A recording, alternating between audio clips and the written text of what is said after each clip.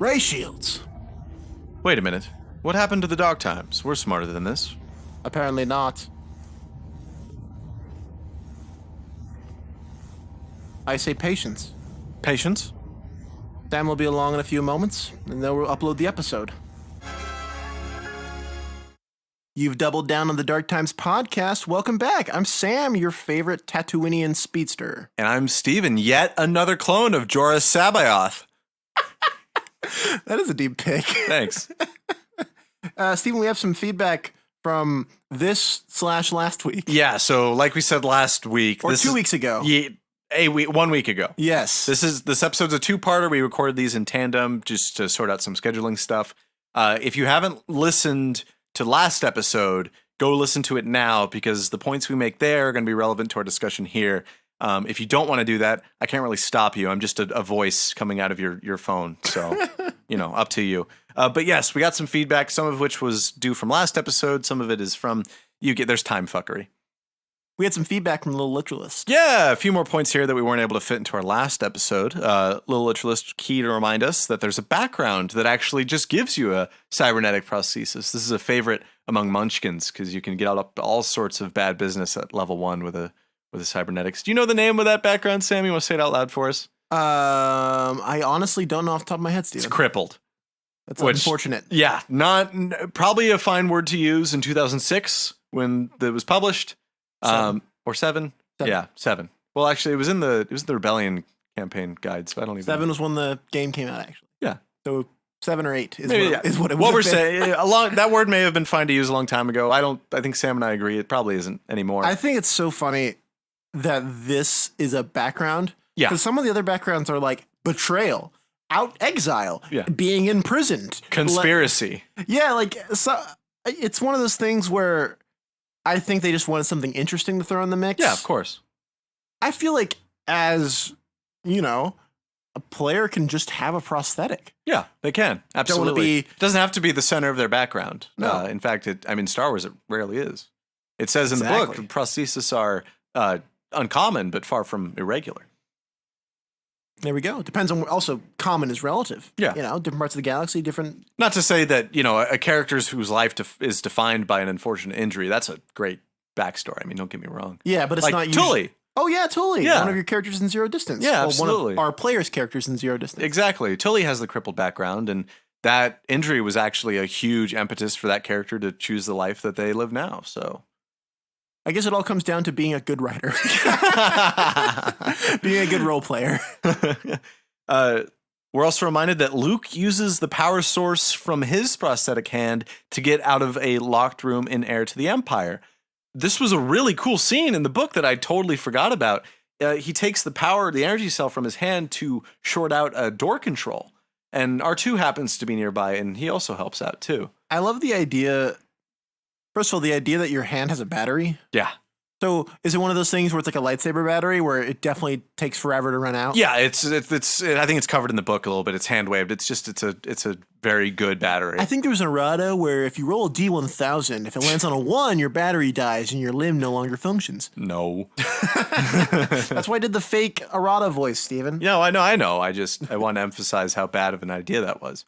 Steven also, a little literalist rather, also mentions that for resisting the rejection attack, it's good to have bonuses from allies like Enlighten, or since it's an attack, you can just use a Destiny point. I didn't even consider Enlighten or using a Destiny point here at all. Yeah, or if you've got the Instinctive Defense feat, you can use a Force point to add a bonus to one of your defenses. Does that work when you're unconscious? No. That's fair. Thank you for keeping me on this true and narrow there, Steven. Another great, I take any opportunity to plug a team feat. And I failed to last time. Little Literalist reminds us that the team feat for treat injury is perfect for a team of doctors. Everyone knows how much I love team feats. That's great. It was actually because I pimped out the team feats hard with Zero Distance, making sure you guys got the piloting one. Not considering that skill focus alone would be hard for me to balance around when it came to pilot checks. But now you guys have +7 to your pilot checks in lieu of +5. The thing for the team feats is they are square based, so you just got to keep track of how far away we are from each other, I guess. Yeah. And that's on your fault. Why would you guys ever be further apart than 6 squares? I don't know. Tractor beam. There you go. Oh yeah, I can make you guys be further than. Hold on. Yeah, buddy. It's up to me. It's almost like the balancing of the encounter is up to the GM. Did we just talk about this? It sounds so familiar. Sounds vaguely familiar. I don't know. Steven, we got a new incomer. Got a new big fan who wrote in. Rather. Big ol' email. Ray, thank you so much for your amazing, heartfelt email. It was huge, which I love. But for good radio, I had to pare it down just a bit. Reading straight from Ray's email. I have really enjoyed your work, and it has been an immense help in taking my ongoing first real homebrew campaign as a DM in SWSE to the next level. I play with a group of coworkers on Roll20, and it has been an excellent team building experience with them. I want to say you guys are really funny. I love the custom voice intros. I love the cheesy jokes. Don't ever change. In addition to being very informative, I've never found the podcast dry, and that's a rare mix. The Guess the NPC or You Die segment is really funny, and I've been able to get almost all of them except the other bounty droid. Forlom. Forlom. Yeah, Forlom. But loam is a type of soil. Yes, Forlom's the farmer droid variant, obviously. Ray, thank you so much. I mean... Yeah, I mean, that's the highest praise I think we've ever received. I feel like in recent memory that we've ever received on the show. One that sticks out to me is the Order 66 podcast of a new generation. Yes, that's always a good one, too. That was more a personal bucket list item for me. Ray, I'm gonna keep summarizing / reading your email here. Thank you again. Ray runs a Clone Wars campaign that he first thought of almost 12 years ago. With a mix of action and intrigue, his party must track an elusive Cis superweapon. The party sees its fair share of challenges, including but not limited to General Grievous himself, Wookiee prostitutes, and the command of a freshly promoted Admiral Tarkin.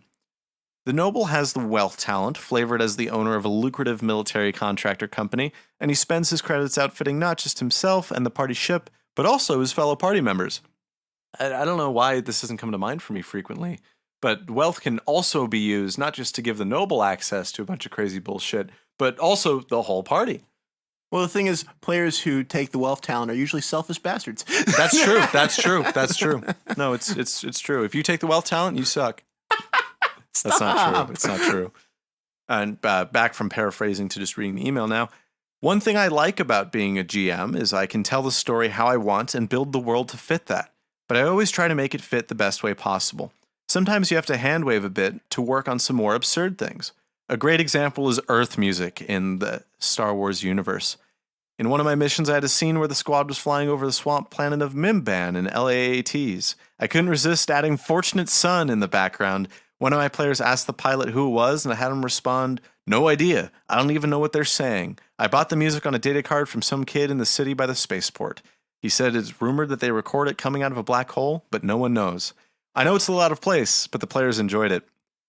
You know, I hope you forget in time, Sam, but there was a moment in Zero Distance where I was hoping that I could play Fortunate Son. I'm sure there was a moment where you wanted to play Fortunate Son. It could still happen. So it's funny that that he brought this up because I was thinking about this pretty much all week. Not Danger Zone by Kenny Loggins? Okay, there might be another opportunity where I wanted to put in Danger Zone. But you mean your fighter pilot squadron campaign is going to have a moment where you can play Danger Zone by Kenny Loggins? Top Gun played a seminal role in forming this campaign. A what role? Seminal. Do you know that word? It has nothing to do with excrements of any kind. Okay, sorry, yeah. Lastly, I wanted to thank you guys for all you do for the community. My players love the Level Up Guide on the wiki. I love listening to you while I build my campaign missions. My next missions with my players is a mix of Generation Kill and an old-school World War I no man's land push, breaking into mass combat and vehicle combat systems, where the party will get to pilot an ATTE dubbed the Clanka Crusher.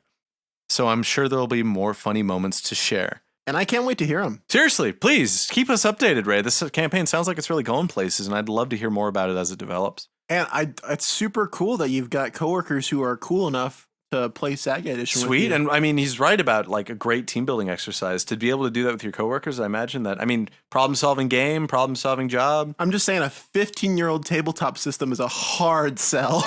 That's true. I don't think I could convince you. I mean, you know where I work. I don't even think I could convince those people to do it. I heard there was a Pathfinder game at my workplace some time ago, though. Yeah. Long before time. the dark times. Before the Empire. For the podcast. We haven't done that as an opening Why yet. didn't we have him? What the fuck is wrong with us? Well, now we can't do it because we've mentioned it and it's too obvious, right? Oh, well. All right. How did my father podcast? Your father was one of the best podcasters in all the galaxy. Oh, man, that's great. That's Sam, great. last week I bitched and moaned about the follower system for like an hour. You really showed us how the follower system works and why it sucks so much. Yeah, and you know, I feel so bad disparaging it because it does have its place. Like it should be used where deemed appropriate. And I've seen it in action in actual play, and it was underwhelming, but it was fun sometimes. You know, it was actually so bad the player ended up scrapping that whole character. But did I ever tell you this? No. I had a player once who ran. No one you know. This was a different campaign. He wanted to do a whole droid commander with the follower system built in and do crazy buffs and positions. And I did a pretty piss poor job of replacing the droids when they were destroyed. I hadn't read the 8-hour guidelines, so I kind of just. You were a baby GM. I was a baby. It was like my second campaign ever. Baby GM sounds like an awful reality TV show, by the way. It does. It is. Yeah, that campaign, those players it was a rough group. But I saw the follower system in action, and I was underwhelmed, and I still am. Well, how do we fix that? How do we remedy this situation? It's an injustice to followers everywhere, Steven. It is. The followers listening to the podcast right now want to know how can they contribute? How can they contribute? Sam, let me pick your brain about Scavenger's Guide to Droids. What do you know about Scavenger's Guide to Droids? I know it's got great things about droids. It is. It's an amazing source book for droid lovers, and it's chock full of delicious droid goodness. Droid lovers. Not lover. You know the kind of love. Droid fanatics, maybe. Yeah. Droid enthusiasts is probably what they would be called in the Star Wars universe. Metalheads. Metalheads. There we go. A popular suggestion to make the follower system worth it is to adapt the protocol system from Scavenger's Guide to Droids. The fuck is the protocol system? I'm glad you asked. It's designed as a dead simple way to let droids be intuitively helpful without hogging the spotlight from the party. It's designed around this whole idea of droids as equipment, rather than droids as a character. Because like we talked about last week, followers are in this awkward kind of in-between position. They no way can eclipse the party's skills or importance in a story, but they also should be kept far away from the spotlight because everything you feature about them is a new thing you have to come up with as a game master. And anything you may come up with for them may detract from the story you're trying to tell with these genuine main characters. What is the protocol format, Stephen? Glad you asked.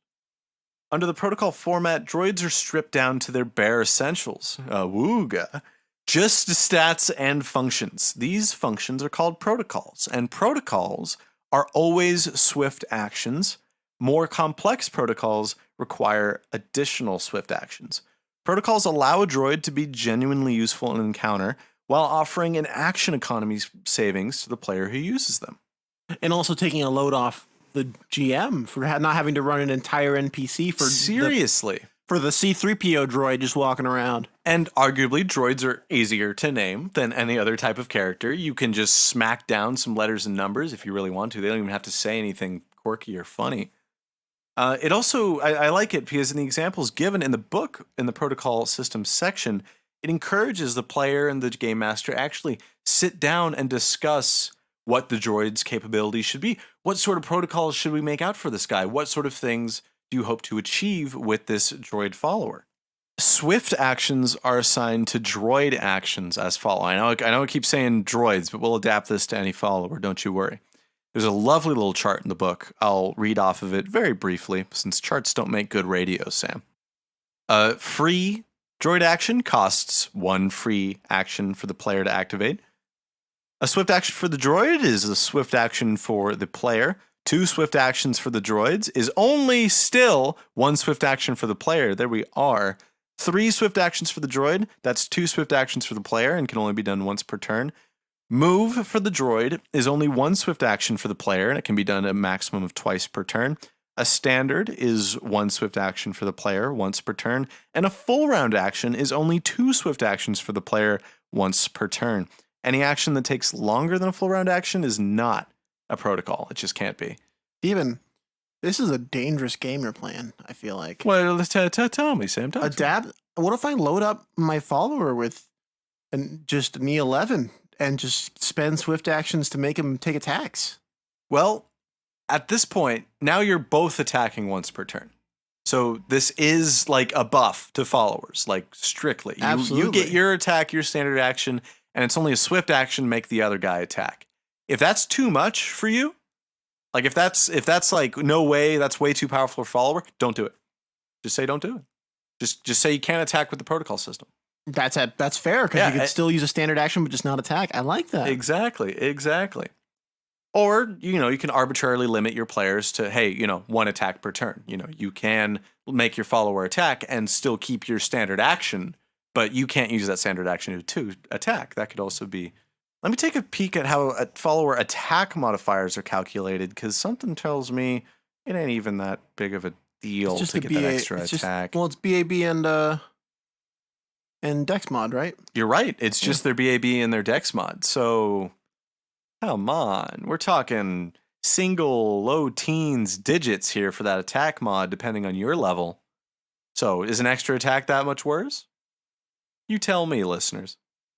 I guess it's not worse than you taking the double attack talent, right? Not really.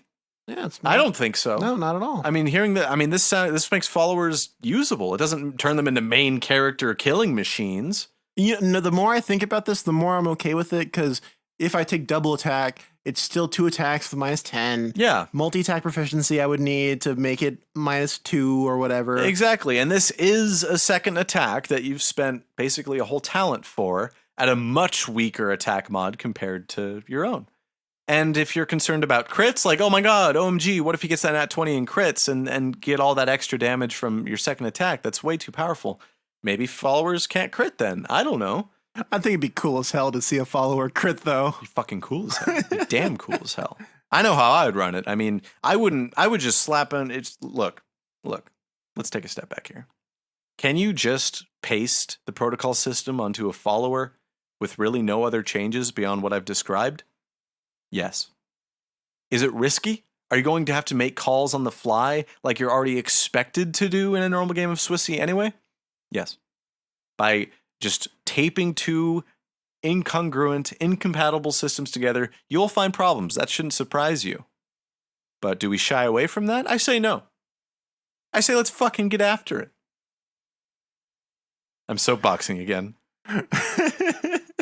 Yeah, like with every word of that sentence, you were stepping up to another bigger soapbox. But I respect it, Steven. I respect it. Thank you. And protocols aren't just limited to cheesing an extra attack on your turn. What sort of protocols could we think for like utility template followers or defensive template followers? I mean, fucking some slicing? Yeah. Some harm's waying? Although Totally. I don't think a follower could ever get harm's way. There are ways that followers can take damage for you. Yes, I think so. It's not explicitly a talent like from harm's way. The noble bodyguard one has like a special thing where you could make the follower take damage instead if it's adjacent to you. Oh yeah, sure enough it does. That's under protector actions talent.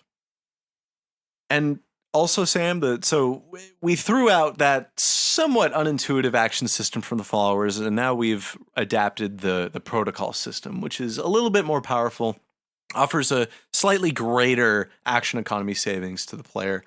We got to do something about that HP. 10 plus your level? Like I said, that's wet tissue paper, man. 10 plus your level. Now, this is where it gets sketchy. We don't want them to be too powerful. Again, our goal is to not make followers outshine the players. Our goal is to just make followers worth a talent, or at least a little bit more than what you get for your money now, like vanilla. Well, followers have to be at least as good as the gambler talent. Is that our baseline for a useful talent, the gambler talent? What's our baseline for a talent? So I'm proposing 20 plus your CL. That's a bit heavy for the early levels.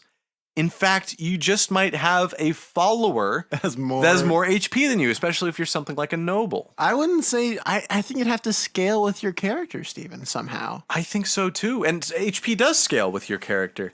Is it out of the question for a level 1 noble to have a bodyguard with more HP than them?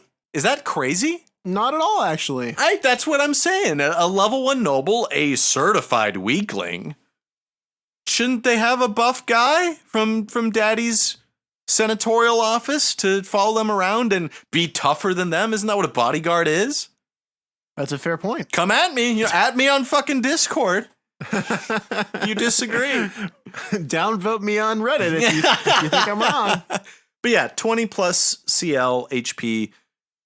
That's 10. That's like almost double than what the book offers right now. Sam's kind of looking at me like they're not sure which way to lean on this one. Well, Steven, if the listener doesn't like it, they can ease their foot on the gas of the 2022 GM Fiat and try 15 plus CL. Maybe 15's a good middle number between 10 and 20 last time I checked. They could hit maybe a third of your health. Yeah, a scaling with a third or 2/3 of the player's HP. 10 plus 1/3. 8 plus 2/3. Fuck, if you know better than me, Mr. Mathematician, you go ahead and write it. The base prompt here is that 10 plus CL is not a good amount of HP. It really isn't. It's not. It's not. It's like I said, 50-50 chance, level 7 soldier dies in one hit from a blaster rifle fired by an equivalent adversary. A level 7 soldier's follower. Yes, sorry. A level 7 soldier's follower, 50-50 chance from dying in one hit from your average level 7 adversary with a blaster rifle. Is that right? Is that correct? No. I think it depends. We talked about this last week. You do see characters just get mooked. That's a good point. In Star Wars characters you might think of followers do get hit with that one blaster bolt, roll over, and die, even if they're wearing full body armor. Think about think about it this way, Steven. They are explicitly non-heroic. That's true. They are not our heroes, so they're not going to survive these crazy encounters. That's true, and everyone knows heroes can take a few shots before they're done.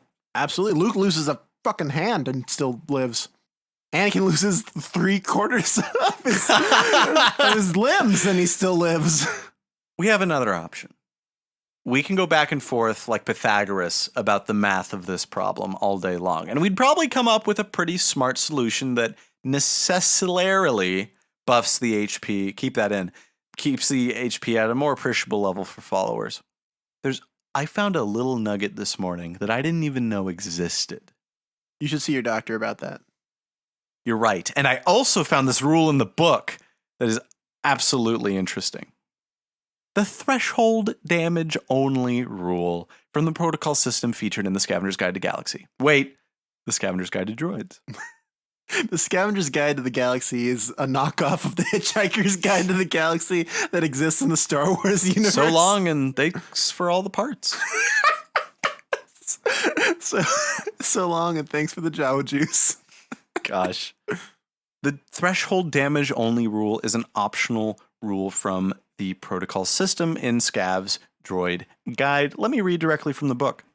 The protocol rules are meant as a replacement for the regular droid rules, limiting the droid's game options in order to speed play.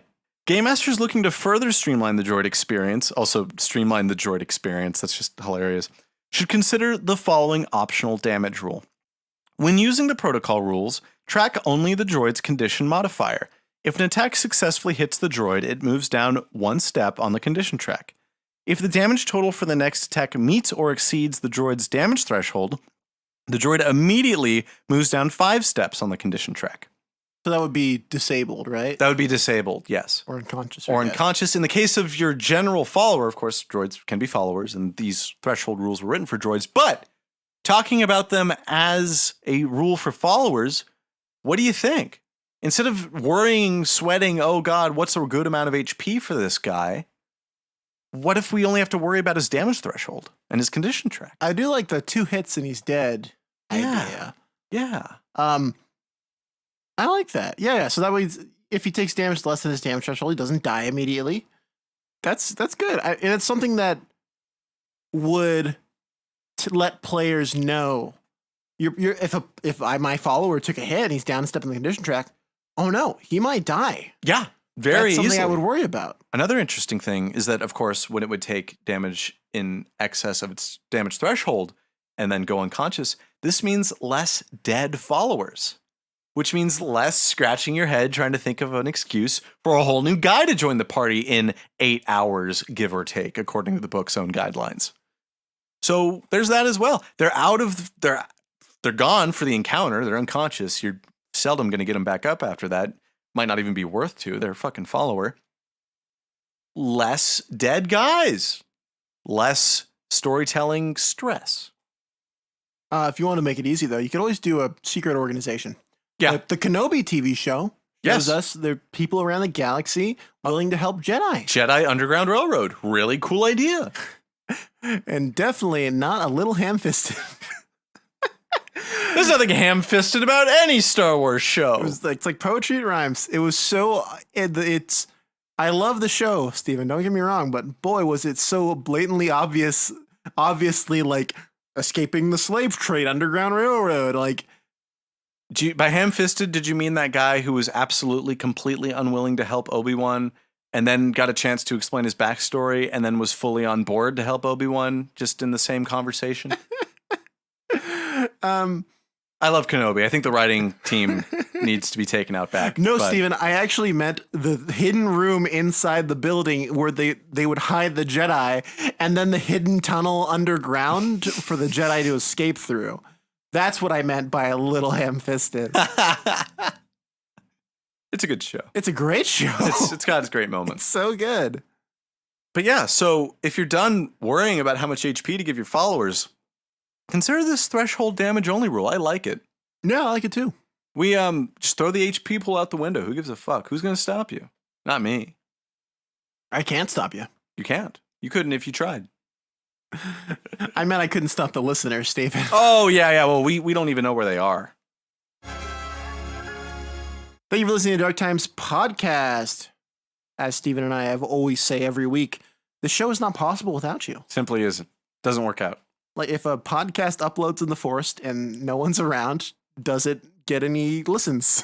This has already gone like way further than I at first anticipated. I thought maybe 5 people would listen to our first episode, and it was more like 50. Oh man, it's crazy. It's really awesome, actually. It's awesome having you guys here to support us on our journey, and I'm glad we could inspire you. I mean, all the stories we've heard about people being like, oh, I listen to you guys. Will I paint minis, or will I write stuff for my campaign, or will I do the laundry or anything like that? It's great. I love hearing about it. I'm glad we can inspire you to explore the SWSE space in your own way. Absolutely. This game has so much left to offer people, almost a full decade after it went out of print. Since it went out of print. I was like, it's 15 years since it released. Yeah. Crazily enough. And it's just one of those things, Stephen, where it's just not possible without our support from you listeners and from the patrons. It's not. The patrons, we seriously thank you guys for your contributions. That money goes directly to hosting the pod.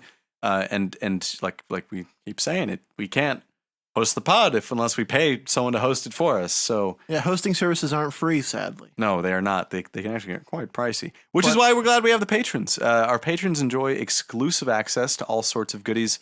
I have a exploration guide out there, which is available for free. You can find it on Reddit. It's easy to find. But this version is all dolled up with lovely graphics and formatting that make it look just like an official SWSE sourcebook. Of course, our patrons also vote on our build contests, which we might have one of those coming soon. So keep an eye out. Yeah. Stephen and I also were working on a Dark Times module, some of a beginner module, something to introduce to people who are mostly familiar with Star Wars and maybe not so much with a tabletop system or anything like that. Yeah. We've got some pre-generated characters, one of each class that we were working on. They're all ready. They've got little handout guides for them too. I've just got to upload them up there. Haven't done it yet. And we're working on maps, enemies. It's just lots of good stuff. Hazards, great stuff. The patrons make it possible for this show to continue to be free for everyone involved. Yes. Right. It's to continue they help really make it a community podcast. And that's what we want. If you have any questions or if you want to reach out to us if for any reason at all, you can email us darktimesswse@gmail.com or reach out to us on Twitter at darktimesswse. Let's, enough beating around the bush. Let's get you guys back to the show. Let's do it. Steve and I brought us a build this week. It's been a while. Oh yeah, it's been a while since we had a build of yours. So we're fooling around with equipment there. I've been shirking my build duties. You've been shirking your Zirkin. What do you got for us, Jerkin? Well, Steven, all this talk of followers got me inspired. Oh yeah? I decided to make a character that has some followers of his own. Ooh. This character is, we're looking at RC2829, AKA Cinder. He's a Republic commando in the Grand Army of the Republic. He's a clone. You're great at clone names. Thank you. We got a medium clone, Soldier 11, Scout 1. I know, it's turns out doing a follower exclusive build doesn't provide you a lot of wiggle room. Need some levels to bolster that up. Yeah. Need quite a few. Need like 3 talents, maybe, minimum. Or 3 of the same talent to get a... Yeah. So, this character has the commanding officer talent times 3, and also the squad actions talent. And these are both from the squad leader talent tree for soldiers. Very cool. This commanding officer talent reads as follows. You gain a single follower. Choose either the aggressive, defensive, or utility follower template for your follower, generating the follower statistics using the rules found in the followers page. This follower gains 1 armor proficiency feat of your choice and weapon proficiency rifles in addition to those provided by the follower templates. The follower must meet the prerequisites for the armor proficiency feat you select. God damn. Yeah, right. We choose 3 defensive followers. We give them a +2 to dex, armor proficiency medium, and the rifle proficiency. Okay. The defensive follower gets light armor proficiency to start with. That's why. Technically, these would be human, because they'd be clone followers for this Republic Commando character. So I guess you give them something else from whatever you think your squad mates need, right? That's my snacks. Yeah, where's the follower template that lets me add trail mix to my characters? The squad actions talent reads as follows. You and your squad have learned to work together as a team and have an established set of tactics that you have practiced to perfection. You can use any of the following actions on your turn. I've highlighted a single one for this explicit build, just for this purpose. There are 2 others that do different things, but just to show off why, honestly, I think this is an example of how you can make followers work well in combat. I know, it's bizarre and it's unheard of. Auto-fire Barrage. As a standard action, you can make an auto-fire attack against legal target spaces for each of your followers who's armed with a ranged weapon set on auto-fire and has line of sight to the area targeted by your auto-fire. You can designate 1 additional square as targeted by your auto-fire. That square must be adjacent to your original target area. Cinder also has the auto-fire sweep and flood of fire talents. Oh, these are classic. I believe these are feats, actually. Auto-fire sweep allows you to change auto-fire area to a 6-square cone, originating at any square in your line of sight within point-blank range, which is insanely big area, 6-square cone. Also, flood of fire denies dodge/deflection bonuses to anyone targeted in the area attack. The auto-fire barrage adds 3 squares to the cone, 1 for each follower, in any way you wish. Oh, wow. Okay, so you got your cone plus 3 squares that you can place, I assume, in any configuration adjacent to the cone? Yeah. That's amazing. It's just something, I thought that was very good for a modular area of fire. Very much so. Cinder also has charging fire plus Mandalorian training feats. When you charge, you can make a ranged attack instead, but you don't get a bonus on the attack roll. However, with Mandalorian training, you get a +2 bonus to the range attack and a +2 morale bonus to will defense until beginning of your next turn. I love it. I've given Cinder a heavy blaster rifle for his kit loadout, Very good. Usually deals 3d10 damage. However, with the Rifle Master feat, it increases the heavy blaster rifle dice to d12s instead of d10s. Love it. So we're looking at a clone commander who deals 6-square cone auto fire plus 3 squares, 3d12 plus 6 damage. That's pretty incredible. And I see, did you give this guy stand tall too? Come on, Steven. I gave Cinder stand tall, which, for those who don't know, if you take damage, allies within 6 squares of you can attack as a reaction. And followers are absolutely allies. Absolutely. 100%. And giving your followers all attacks for that's great. Yes. This is one of those builds where at later levels, you could give him the draw fire talent, letting you protect all your followers from being targeted. That'd be awesome. You could drop one of your followers, really, if you wanted to. I guess then you lose one of those squares. Yeah, no. My squad stays together, Steven. Sorry. I have loyalty to the Jedi and to the Grand Army of the Republic, something you wouldn't understand. And it doesn't take a chip in the head to get that kind of loyalty. It takes training and just fighting together on the battlefield. And I'm getting a phone call. Sorry. Hello? Order 66? Okay. Yeah. All right. Do you have to go? That looks important. Sorry. Good soldiers follow orders. Just take out Steven. I guess that would make you the Jedi. Yeah, am I a Jedi? I know what you're thinking. 12 levels for only 3 followers. That's the reality of the world we live in. It's diminishing returns at that point. It is. However, I honestly thought this was a very interesting concept. It may make for a challenging yet not crazy complicated encounter. Let's say you're playing a party of separatists or droids fighting against clones. This would make a great mid-boss encounter. It would. Fucking fantastic build, Sam. Thank you, We're gonna love that one, I think. That'll be available in the description below. Fantastic.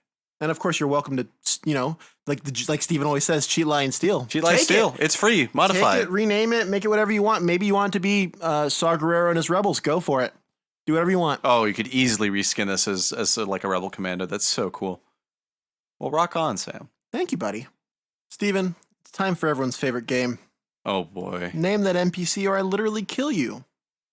As you folks know, Sam has a weapon pointed at my head. I believe it's a Blast Tech DL-44 based on the silhouette that I can see from where I'm sitting. If I don't guess the NPC right after 3 guesses and 3 questions, my life will be hereby terminated and we'll be recruiting my replacement from the audience. We'll have a Google form out in the description in the case of my unfortunate death. But for now, Sam's just going to start listing parts of the stat block, and I can ask a question and reckon a guess, and hopefully I get it right. And if I do, well, I escape with my life one more day. We will be hosting Steven's eventual funeral over Discord. Keep in touch. Yep, we'll have a date for that soon enough, I'm sure. Steven, this character is from the Star Wars Rebellion era campaign guide. Okay. They are associated with the Fringe and the Galactic Empire. We are looking at medium, Human Scout 5, Scoundrel 1, Soldier 1, Bounty Hunter 4. Interesting. Destiny points 2, Force points 5, Dark Side score 3. Oh, he's a bit of a baddie. Languages, basic, bocce, huddies. Did you say human? I did say human. Okay. That's not a question. That one, that's okay. I'll let you have that one. We are looking at talents, acute senses, armored defense, Hunter's Mark, Hunter's Target, Improved Initiative, Improved Stealth, and Knack. The feats, Armor Proficiency Light and Medium, Point Blank Shot, Rapid Shot, Shake It Off, Skill Training for Gather Information, and Stealth and Survival, Weapon Focus Rifles, and Weapon Proficiency in Advanced Melee Weapons, Pistols, Rifles, and Simple Weapons. Possessions, Blade Vest, +2 Reflex, Blaster Rifle, Vibroblade, Frag Grenade, Comlink Short Range, Cybernetic Enhancements, Augmented Neuro System, providing +2 Dexterity, and Cybernetic Prosthesis, Eyes.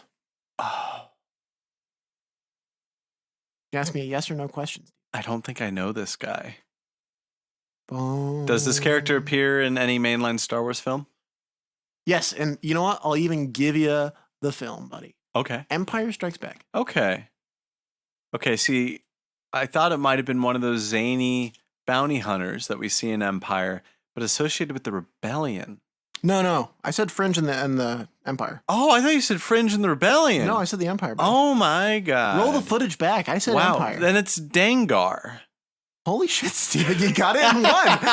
What the fuck? I was honestly surprised. Oh, I was starting to sweat. I'm like, bounty hunter with the Rebellion. What is it? Wow. Well, great. A miss here on Steven's part. Good thing you clarified. Dengar. That's really funny that you just completely misheard me. Yeah, it's Dengar. I live again. I thought it's funny that Dengar has neck, whereas Finally. whereas they gave Lando Calrissian from last episode Gambler. Of course. Wow.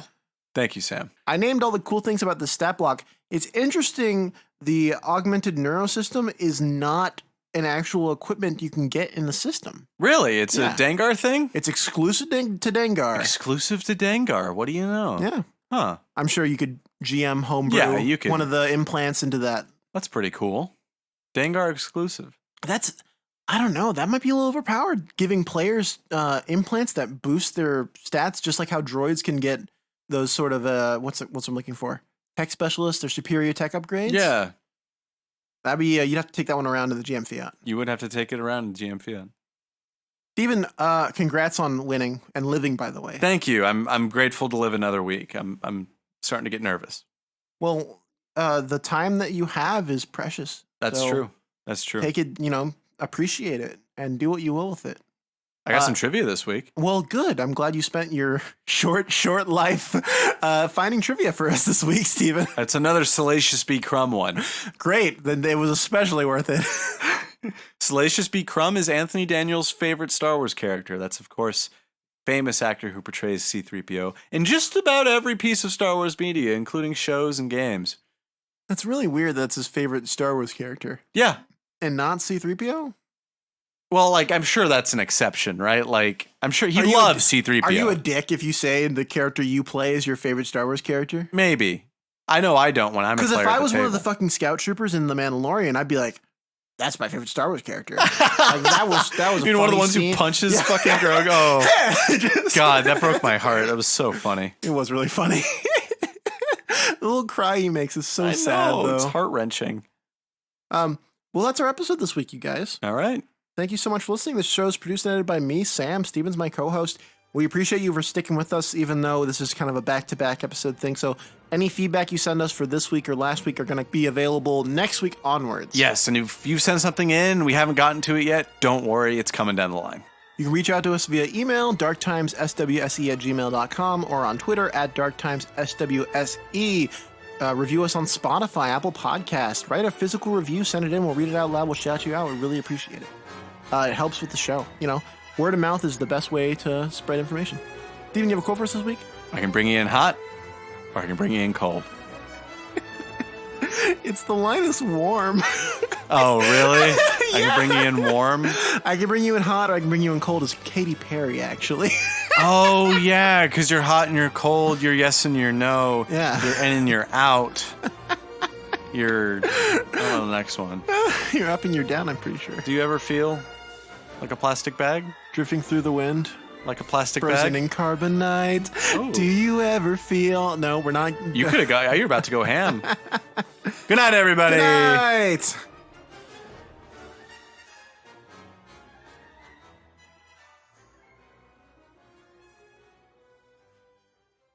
Sorry, I gotta itch my nose.